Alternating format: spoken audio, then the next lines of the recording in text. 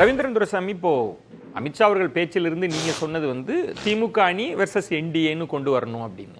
பொங்கலூர் மணிகண்டன் அவர்கள் சுட்டிக்காட்டினது இல்ல அதிமுக தான் வலுவா இருக்க முடியும் அப்படின்றது. திரு பீட்டர் அல்போன்ஸ் அவர்கள் சொல்றது ஒருவேளை ஏடிஎம்கே விஜய்னு வந்துருதுன்னு வைங்க, அப்ப வாய்ப்பே கிடையாது, அப்ப அதிமுக விஜய் அணி அமையாமல் பார்த்து கொள்வாங்க, அதுக்கான எல்லா வேலையும் பார்ப்பாங்க, அப்படிதான் இருக்கா? விஜய்ன்ற ஃபேக்டரை விட்டுட்டு எப்படி பேச முடியும்?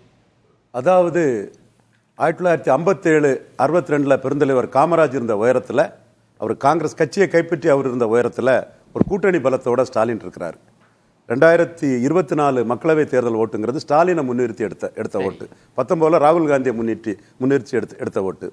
என்னைக்கு அந்த ஒட்டுண்ணி காங்கிரஸ் மோடி சொன்னாரோ அன்னையிலிருந்தே காங்கிரஸ் வந்து ஸ்டாலின் நடத்தின யூஜிசி அதிலே வந்து உட்கார்ந்துட்டாங்க. ராகுல் காந்தியே வந்து உட்கார்ந்துட்டார். காலம் எப்படி மாறிட்டு பாருங்க. அப்போ காங்கிரஸும் திமுகவும் நின்னாலே அவங்க 40% ஒருத்தா நிரூபிச்சிருக்கிறாங்க. கூட மற்ற கட்சிகள்லாம் சேரும்போது 45% ஒருத்தான ஒரு அணியா தான் இருக்கிறாங்க. காமராஜ் 62 40% இருந்த அந்த பலத்துக்குள்ள ஸ்டாலின் இருக்கிறாரு. அதான் கூட்டணியா. அந்த கூட்டணி லாபம் கிடைக்குது எல்லாத்துக்கும். எல்லாருமே வந்து காங்கிரஸ் கன்னியாகுமரி தவிர எங்கேயும் டெபாசிட் வாங்காத ஒரு கட்சி. வாசன் வேற போயிட்டாரு.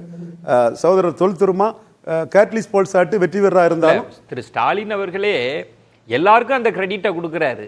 நீங்க வந்து இவங்க இவ்வளவு பலவீனமா இருக்காங்க, அவங்க பலவீனம், மோடி அவர்கள் மாதிரி நீங்களும் பலவீனப்படுத்துறீங்களா? ஸ்டாலினும் பலவீனமா ஆர்கே நகர்ல 3வது போய் கட்டுத்துவை இழந்துதான் அந்த அணி காம்பினேஷன். டேட்டாவோட தான் சொல்றேன். இல்ல இப்ப நீங்க சொல்றதுல இப்ப பீட்டர் அல்போன்ஸ் அவர்கள் கேட்டாங்கல்ல, இப்ப என்ன பெரிய ஸ்ட்ராட்டஜி இவங்க வகுக்க முடியும் அப்படின்னா ஏடிஎம்கே விஜய் சேர்ந்துர விடாம பண்ணுவாங்க அப்படின்னு. அதுதானா விஜய் ஃபேக்டர்னு ஒன்னு இருக்கு. விஜய் பல நிரூபிச்ச பிறகு தான் அவர் சக்தி. இல்ல ஒருவேளை எடப்பாடி எல்லாம் பீட்டருக்கு கணக்க எடப்பாடி போடுவார் நான் நினைக்கல. பல நிரூபிக்காத விஜய அண்ணன் பீட்டர் போடக்கூடிய கணக்க எடப்பாடி போடுவார் நான் நினைக்கல. அது 2026 பிப்ரவரியில தெரியும். ஒரு விளக்கம் கொடுங்க. ஒருவேளை ஏடிஎம்கே இல்ல நான் கேக்குறது ஏடிஎம்கே விஜய்னு ஒரு அணி அமைஞ்சிருச்சுன்னு வைங்க, தாவேகான்னு, என்டிஏ 2வது இருக்குமா 3வது இருக்குமா? இல்ல என்டிஏயும் நிதிஷ்குமார் பீகார்ல ப்ரொஜெக்ட் பண்ண மாதிரி இங்கேயும் ப்ரொஜெக்ட் பண்ண முடியும். இன்னைக்கு அஸ்ஸாம் டேட்டு 4 முனை தான் இருக்குது. விஜய் 5வது முனையா வரலாம். அவர் வந்து 5வது முனையா அவர் இருக்கக்கூடிய பலம் 2029 மோடிக்கு பயன்படுங்கிறது தான் பாஜக கணக்கு. இன்னொன்னு என்னன்னா மல்டி கார்னர் கண்டெஸ்ட் வந்து பாஜகவுக்கு பெரிய ஒரு லாபம். யூபி கர்நாடகாலாம் மல்டி கார்னர் கண்டெஸ்ட்ல தான் பாஜக வளர்ந்துருக்கு. கேரளாவில் பைப்போலர்ல உடைக்க முடியல. தமிழ்நாட்டில் அந்த பைப்போலரை உடைக்கிறதுக்கு தான் வெரி பவர்ஃபுல் பேக்கிங் உள்ள சசிகலாமையாருக்கு எதிராக இருந்தாங்க. இப்போ பைப்போலர் உடைஞ்சிட்டு இருக்குது. எந்த அளவுக்கு பைப்போலர் உடையுதோ அது 29 மோடிக்கு லாபம்ங்கிறது தான் பாஜகவுக்கு ஸ்ட்ராட்டஜி. அதனாலதான் ராஜ்நாத் சிங் வந்து கலைஞர் நாணயம் இதுக்கு வந்திருக்கிறாரு. இந்தியா டுடேல 57% வாக்கு பலத்தோட ஒரு சீஃப் மினிஸ்டரா ஸ்டாலின் இருக்காருங்க. இதெல்லாம் மோடி அமித்ஷா பார்க்காமலா இருப்பாங்கன்னு நினைக்கிறீங்க?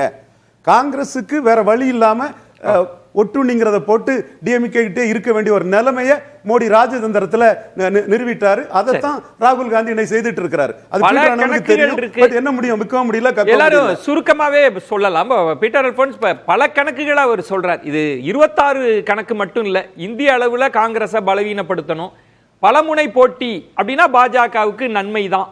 விஜய்ன்ற ஃபேக்டரை நாங்க இன்னும் இப்போதைக்கு எடுக்க மாட்டாங்க அப்படின்னு அப்படி கூட்டி கழிச்சு பார்த்தாலும் 26 பாஜகவுக்கு பலன் கொடுக்குமா? அவங்க கணக்கு பலன் தருமா?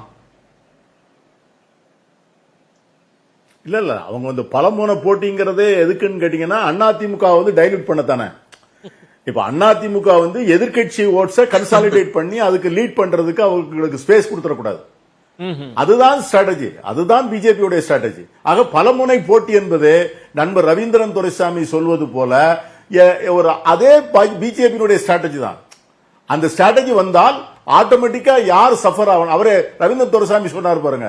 அவர் காங்கிரஸ் பத்தி பேசுறதுக்கு நான் இப்ப பதில் சொல்லல, ஏன்னா வாதம் வந்து திசை திரும்பி போயிடும். அவர் சொல்லிட்டாரு 47% டிஎம்கே காங்கிரஸ் அலையன்ஸ், அதை ஒண்ணுமே பண்ண முடியாதுங்க, அதை விட்டுருங்க. ஆனால் பலமுனை போட்டி வந்தால் 26 வந்து எங்களுக்கு எதுக்கு வழிவகுக்குன்னா 29 1-1 வந்துருவோம் நாங்க. அதுக்குள்ள அதிமுக டைலேட் ஆயிடும்.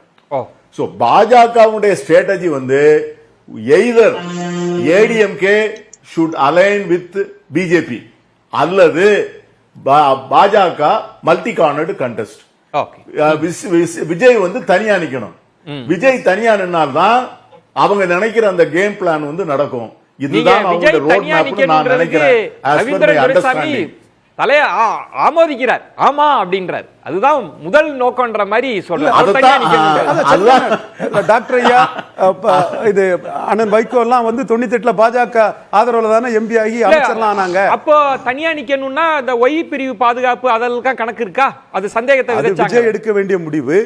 அவரை எடப்பாடி ஏற்றுக்கொள்வார்னா என்ன இதுங்கிறது எடப்பாடியும் விஜய் சேர்ந்து எடுக்க வேண்டிய. பொங்கலூர் மணிகண்டன், இப்ப இதையே நம்ம தனிச்சு தலைப்பா பேச வேண்டிய விஷயமா இருக்கு. பாஜகவுக்கு இதுதான் நோக்கம் அப்படின்னா, பல்முனை போட்டி, அதிமுகவை பலவீனப்படுத்துதல் தான் பெரிய நோக்கம்னா, திரு இபிஎஸ் அவர்கள் சொல்ற பலமான கூட்டணிக்கெல்லாம் என்ன வாய்ப்பு?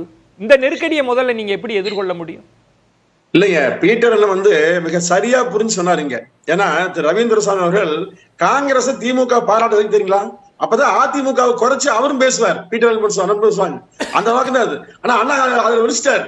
ஏன்னா காங்கிரசும் திமுகவும் 47% செய்தா அண்ணன் பேச மாட்டான்னு நினைச்சிட்டார். அது அல்ல, அதிமுகவை பலவீனப்படுத்துவதற்கு இப்படி அணி அமைய வேண்டும் என்று பாஜக விரும்புவது உண்மை. ஆனா அது நடக்காதுங்க. இல்ல, அது எப்படி நீங்க எதிர்கொள்வீங்க சார்? இல்ல அதுல அந்த சூட்சமத்தை சொல்ல விரும்பலைங்க சார். எப்படி ஓபிஎஸ் ரகசியம் அளவு அந்த ரகசியம் உண்டு. நீங்க இறுதி வரை பாருங்க, பாஜகவை தமிழ்நாட்டில் வளர விடக் கூடாது என்பதில் உறுதியாக எல்லோரும் இருக்கிறோம். யாரும் சொல்ல விரும்பல. ஒன்று. இரண்டாவது, திமுக நீங்க 2019 வாங்கிய வாக்கு, 21 வாங்கிய வாக்கு, இதை ஒப்பிட்டு பாருங்க. சரியா பேசணும். பொங்கலூர் மணிகண்டன், நான் சொல்வது இப்ப பாஜகவோட திட்டம் அப்படின்னு நம்ம யூகமா பேசுறோம்ல, பல்முனை போட்டி இருக்கணும், விஜய் தனியா இருக்கணும், அதுவும் அவங்க நோக்கமா இருக்கு அப்படின்னா நீங்க எப்படி அலைன்ஸ் ஃபார்ம் பண்ண முடியும்ன்றேன். அது ஒரு பெரிய நெருக்கடியா இருக்காதா? இல்ல சார், நீங்க பாஜகவோடு இப்போது இருக்கிற அந்த கட்சிகள் எல்லாம் 26ல சந்திக்க வச்சுங்க, என்ன ஆகும் சொல்லுங்க. நீங்க குறிப்பிட்ட எண்ணிக்கையில் வாக்கு சேர்த்து வாங்கி பெருமைப்படலாம் ஒழிய ஒரு தொகுதியில வெற்றி பெற முடியுமான்னு பாருங்க. வெற்றிக்கான வாய்ப்பே இல்லைங்க.